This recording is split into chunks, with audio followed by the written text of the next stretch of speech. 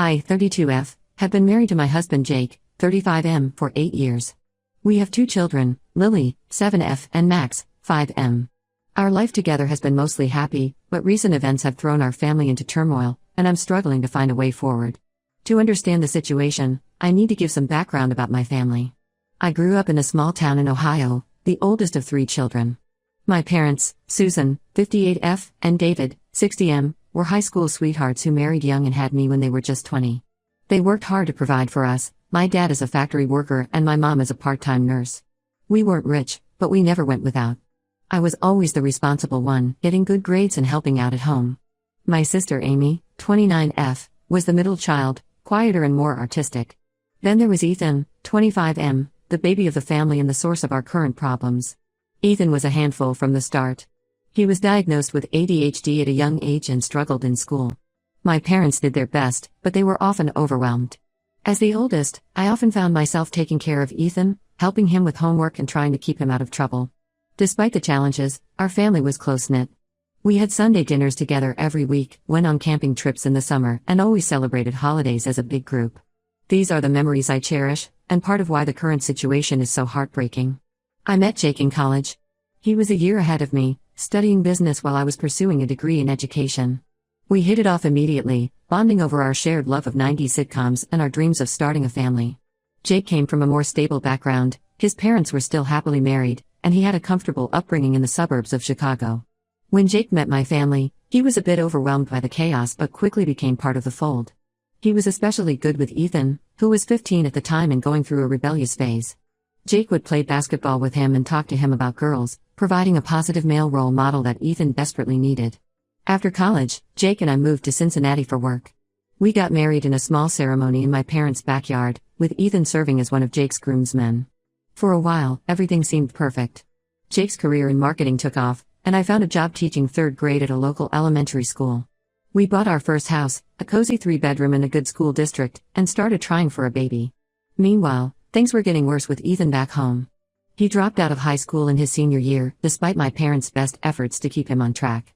He started hanging out with a rough crowd and experimenting with drugs.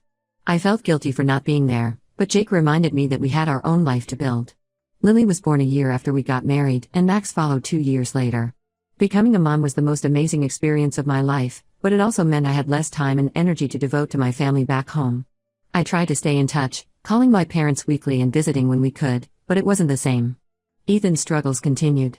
He'd bounce from job to job, sometimes living with my parents, sometimes crashing on friends' couches. There were periods where he'd seem to get his act together, followed by spectacular relapses. Each time, it took a toll on my parents and on our family as a whole. Last year, things seemed to be looking up for Ethan. He got a job as a line cook at a popular restaurant in town and started dating a sweet girl named Sarah, 23F. He was going to NA meetings and had been clean for 6 months. I was so proud of him and thought maybe he had finally turned a corner. Then, about 3 months ago, I got a late-night call from Ethan. He was crying, barely coherent. The restaurant where he worked had suddenly closed down, leaving him jobless. Sarah had broken up with him, saying she couldn't handle the stress of his past addiction. He was behind on rent and afraid he'd end up on the street. Without thinking it through, I offered to let him stay with us for a while. Jake was hesitant, reminding me of Ethan's past behavior and our responsibilities to our kids. But I convinced him that it would just be for a couple of months, just until Ethan got back on his feet. I couldn't bear the thought of my little brother being homeless. At first, things were okay. Ethan seemed grateful and tried to help out around the house. He'd play with Lily and Max, and even offered to cook dinner a few times, his skills from the restaurant coming in handy. But slowly, things started to unravel. Ethan would stay up late playing video games, the noise keeping the kids awake. He'd eat all our food without contributing to groceries. Empty beer cans started appearing in the recycling bin, even though he'd promised not to drink in our house. He'd invite friends over without asking, and I once came home to find him and 2 guys I didn't know smoking in our backyard while Lily and Max played unsupervised. Jake and I started arguing more and more. He wanted Ethan out, saying he was taking advantage of us and potentially putting our kids at risk. I kept making excuses, saying Ethan just needed more time, that we couldn't abandon him when he was struggling. Deep down, I knew Jake was right, but I felt torn between my role as a wife and mother and my desire to help my brother. The final straw came last week. Jake came home early from work, not feeling well. He found Ethan passed out on the couch, surrounded by empty beer cans and a half-eaten pizza. Lily and Max were playing in the backyard, unsupervised. When Jake woke Ethan up, he was belligerent and slurred his words. Jake called me at work, angrier than I've ever heard him.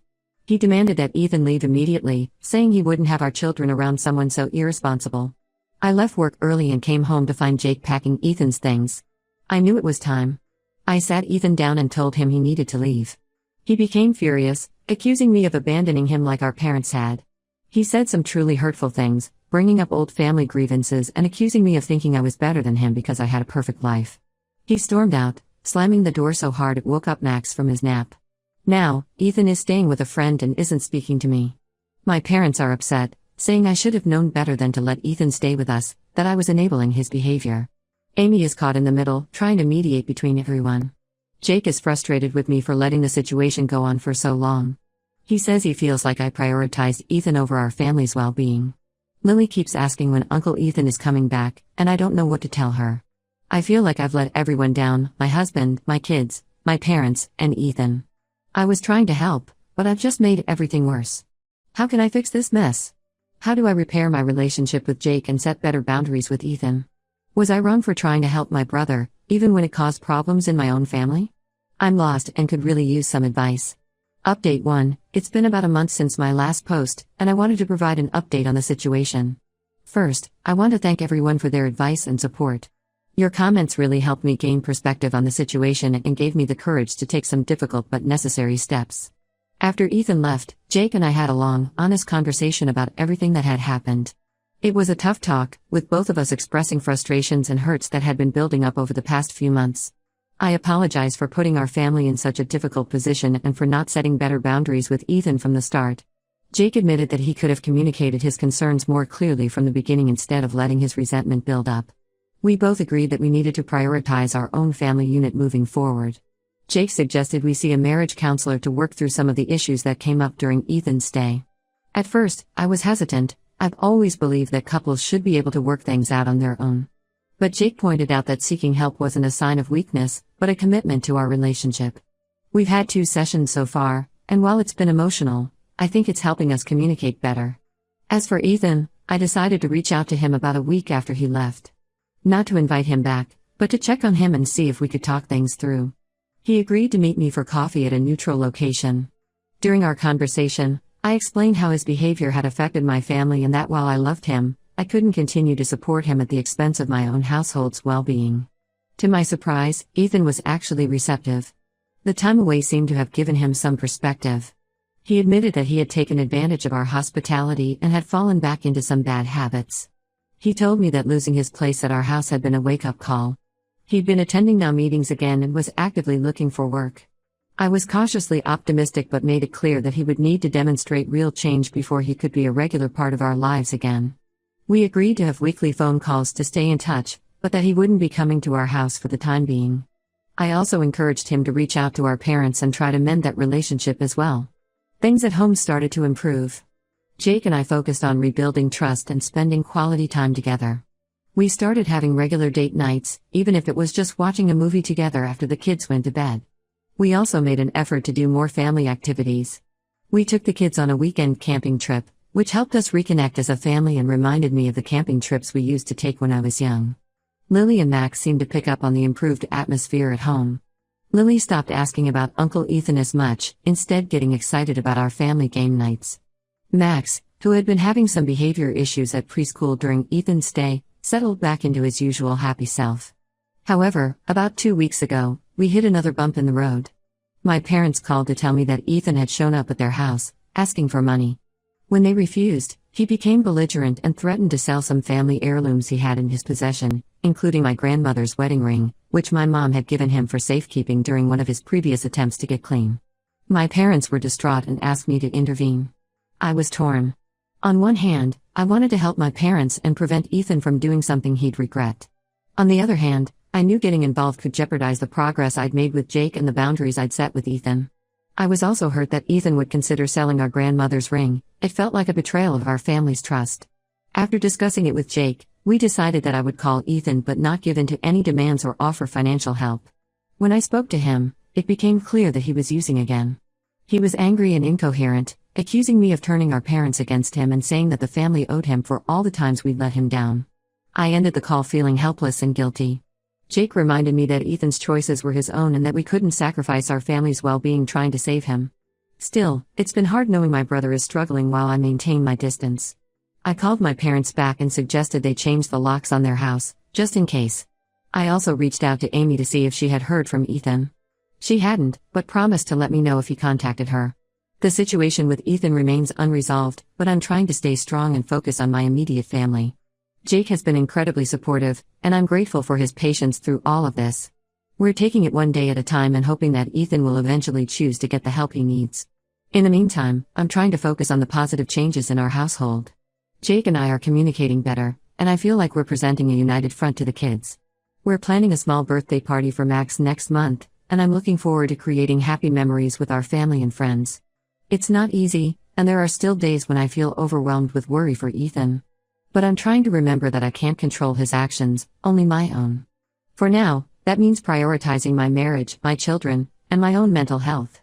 I'm hopeful that in time, Ethan will find his way back to us, but I know it has to be on his terms, when he's truly ready to make a change. Update 2. It's been another few weeks and the situation with Ethan has taken an unexpected turn. About 10 days ago, I received a call from a number I didn't recognize. It turned out to be Sarah, Ethan's ex-girlfriend. Sarah explained that she had broken up with Ethan because of his relapse into drug use, not just because he lost his job as he had told me. She had recently bumped into him at a local diner and was worried about his state of mind. Apparently, Ethan had been talking about making things right with our family, which Sarah interpreted as potentially dangerous. She also mentioned that Ethan had been hanging out with some old friends who were known drug users. I was shocked by this information. Sarah and I had never been close. I'd only met her a handful of times when she and Ethan were dating. The fact that she felt compelled to reach out to me spoke volumes about how concerned she was. I thanked her for calling and asked her to let me know if she heard from Ethan again. Alarmed by this information, I immediately called my parents to warn them. They hadn't seen or heard from Ethan since his last outburst at their house, but I urged them to be cautious. My dad talked about installing a security system, something they'd never felt the need for in their quiet neighborhood before. I also informed Jake about Sarah's call. He suggested we install a security system at our home as well, just in case. I felt a pang of sadness at the thought of having to protect ourselves from my own brother, but I knew Jake was right. We had the system installed the next day, which brought some peace of mind, especially for the kids' sake. 3 days after Sarah's call, my worst fears were realized. I got a frantic call from my mom in the middle of the night. Ethan had broken into their house, clearly high on something. He was ranting about how the family had abandoned him and demanding money. My dad had managed to lock himself and my mom in their bedroom and call the police. Jake and I rushed over to my parents' house, leaving the kids with our next-door neighbor. We arrived just as the police were taking Ethan into custody. It was heartbreaking to see my brother in handcuffs, looking so lost and angry. He was hardly recognizable, thin, disheveled, with dark circles under his eyes. As the police car drove away, I could see him shouting something, but I couldn't make out the words. My parents were shaken but unharmed. The police took their statement, and we spent the rest of the night cleaning up the mess Ethan had made. He had broken a window to get in and had ransacked the living room and my dad's study, presumably looking for money or valuables. The sight of my childhood home in such disarray was surreal and devastating. The next day, we learned that Ethan was facing charges for breaking and entering, as well as possession of illegal substances. The police had found a small amount of meth on him when they made the arrest. My parents decided not to press additional charges, hoping this would be the rock bottom Ethan needed to turn his life around. Jake and I had another serious discussion about how to handle the situation. We agreed that while we couldn't abandon Ethan completely, we also couldn't risk the safety of our family. We decided that I would visit Ethan in jail, but only with a counselor present, and that we would not offer any financial support for his legal fees or bail. When I visited Ethan, he was a mess of emotions, angry, remorseful, and scared. The counselor helped mediate our conversation, and for the first time, I felt like Ethan was truly listening when I explained how his actions had affected all of us. He agreed to enter a rehab program as part of his plea deal. This whole ordeal has been incredibly stressful, but it's also brought Jake and me closer together. He's been my rock through all of this, and I'm more grateful for him than ever. We're focusing on creating a stable, happy environment for our kids while also trying to support Ethan's recovery from a safe distance. I'm cautiously hopeful that this might be the turning point for Ethan, but I'm also realistic about the long road ahead. For now, we're taking things one day at a time and prioritizing the well-being of our immediate family. Update 3, continued. It's been about 2 months since my last update, and I wanted to share some developments in our family situation. Ethan has been in a court-mandated rehab program for the past 6 weeks. The program includes intensive therapy, both individual and group sessions, as well as life skills training. It's a 90-day inpatient program, so he still has some time left. I've been able to visit Ethan a few times, always with a counselor present. These visits have been challenging, to say the least. The first time I saw him, I hardly recognized my brother. He looked thin and tired, but his eyes were clearer than they'd been in a long time. It's been a roller coaster of emotions. Sometimes he seems committed to his recovery, other times he's angry and resentful. During our last visit, Ethan apologized for the trouble he caused our family. It wasn't a perfect apology, he still tried to justify some of his actions, but it felt like a significant step forward. He talked about how the program was forcing him to confront some deep-seated issues, including his feelings of inadequacy compared to Amy and me. It was hard to hear, but I think it's necessary for his healing process. Jake has been incredibly supportive throughout this process. He's encouraged me to attend Al-Anon meetings, which have been helpful in learning how to support Ethan without enabling him. The meetings have also connected me with other people who are dealing with loved ones struggling with addiction. It's been comforting to know we're not alone in this struggle. Jake even offered to come with me to a family therapy session with Ethan, which really meant a lot to me. We haven't done it yet. Ethan's counselor wants to wait until he's a bit further along in the program, but knowing Jake is willing to be part of the process has strengthened our relationship. My parents are still struggling to come to terms with everything that's happened. They're hesitant to have any contact with Ethan, which I understand given the break-in incident. Dad has been having trouble sleeping, and Mom's anxiety has been worse than usual. They've started seeing a therapist of their own to work through their feelings. I'm trying to respect their boundaries while also gently encouraging them to consider family therapy when Ethan completes his program. Amy has been a great support through all of this.